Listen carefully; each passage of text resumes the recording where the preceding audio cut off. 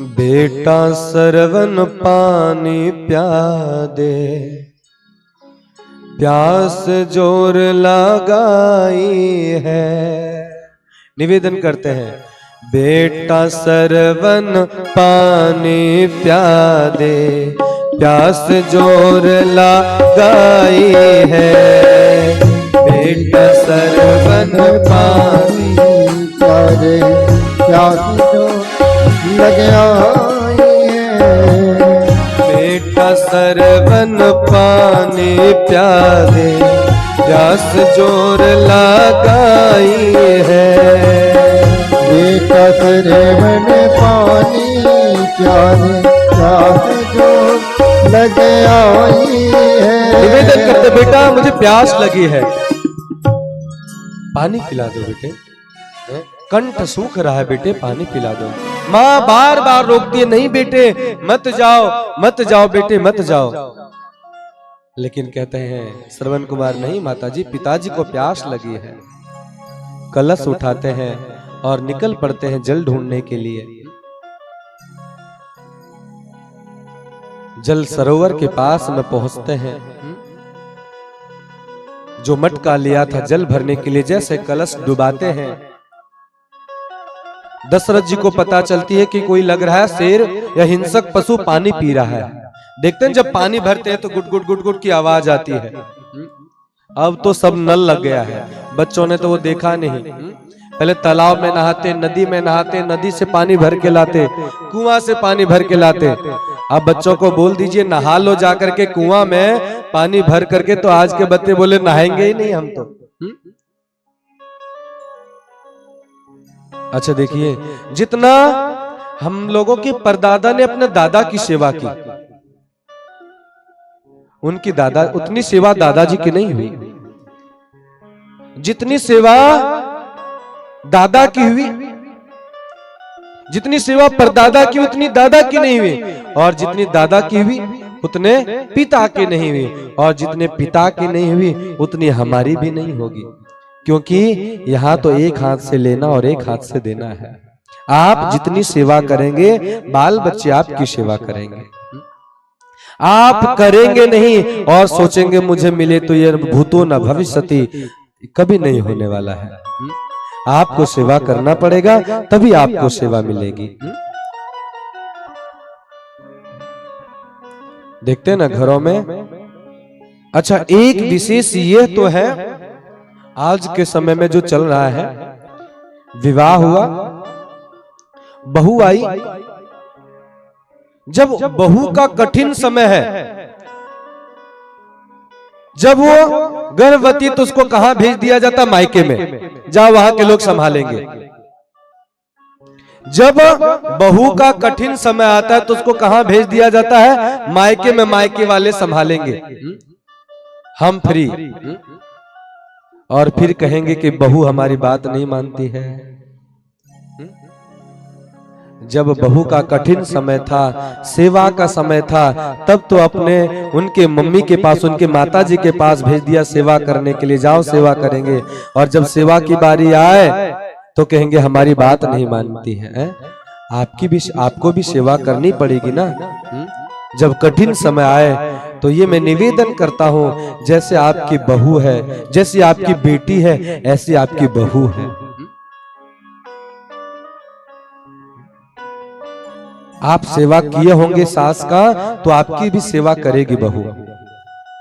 आप नहीं सेवा किए बहू का, सास का, और सोचेंगे बहू तो ना भूतो ना भविष्यति, कभी नहीं। उसी तरह जितना सेवा आप करते अपने पिता का, आपका भी सेवा, क्योंकि जो बच्चे देखेंगे फिर वही करेंगे।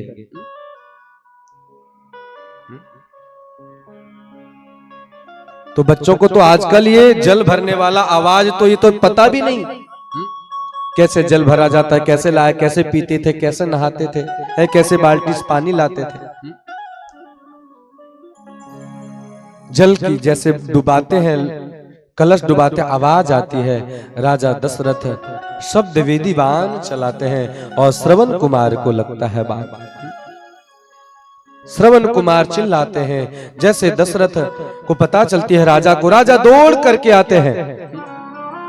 जैसे देखते एक मनुष्य नीचे गिरा हुआ है, मटकी का जो मटकी है आधा हाथ में पकड़ा हुआ नीचे लटका हुआ, आधा शरीर सरोवर के बाहर है और आधा शरीर सरोवर के अंदर है।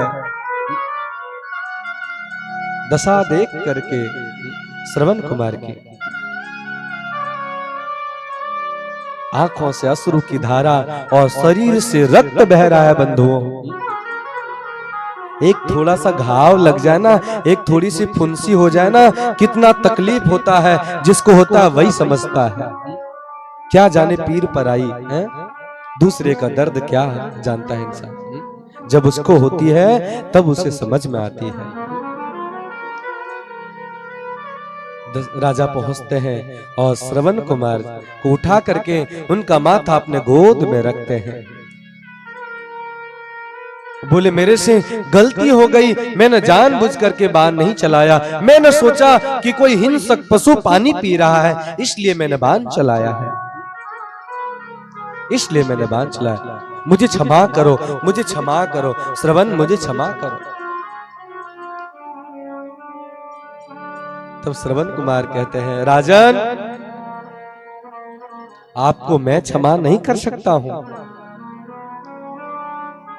क्षमा तो मेरे माता पिता करेंगे जो अंधे हैं और अंधों का सहारा मैं था। मेरे पिता को प्यास लगी थी और मैं जल भरने के लिए आया था, प्यास बुझाने के लिए, पानी भरने के लिए आया था।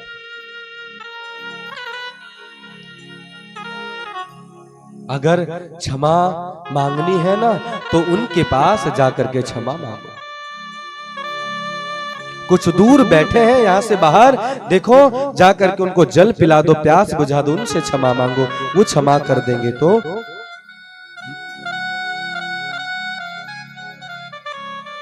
और शरीर का, अपने प्राण का श्रवण कुमार त्याग कर देते हैं। महाराज अतिरथी महारथी राजा दशरथ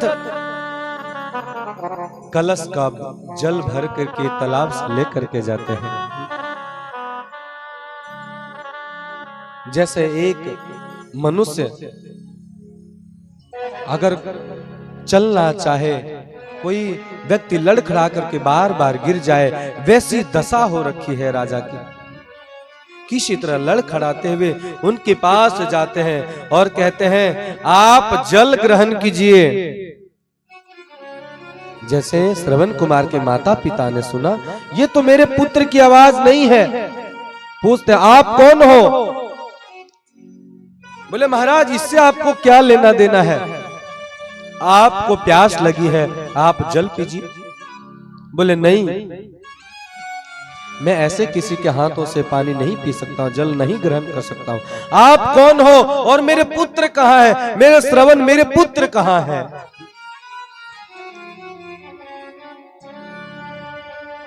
मेरे पुत्र कहां है?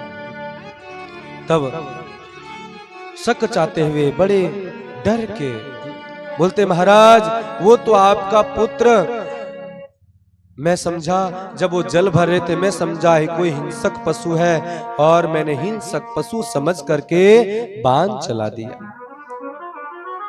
जैसे ये सुना उनके माता पिता ने, क्या तुमने मेरे पुत्र पे बाण चला दी? मेरे पुत्र की मृत्यु हो गई।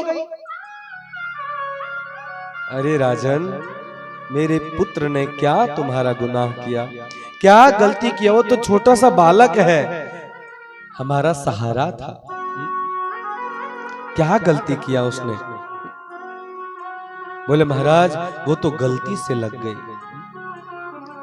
आप जल पी लीजिए। बोले नहीं, अब हम जल नहीं ग्रहण करेंगे राजन।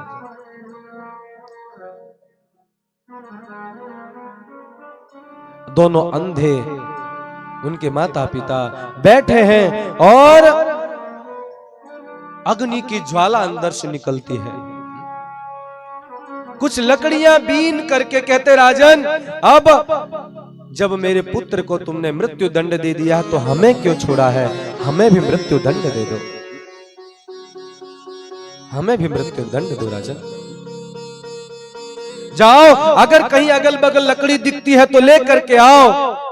और मेरी चिता की तैयारी करो। हम दोनों के अंधों की चिता की तैयारी करो।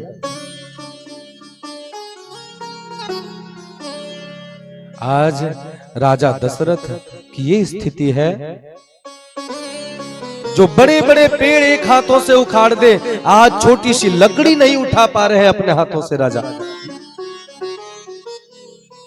लेकर के आते, समीप रखते हैं, उनके माता पिता दोनों लकड़ियां बीन करके अपने पास रखते हैं और उसमें बैठ जाते हैं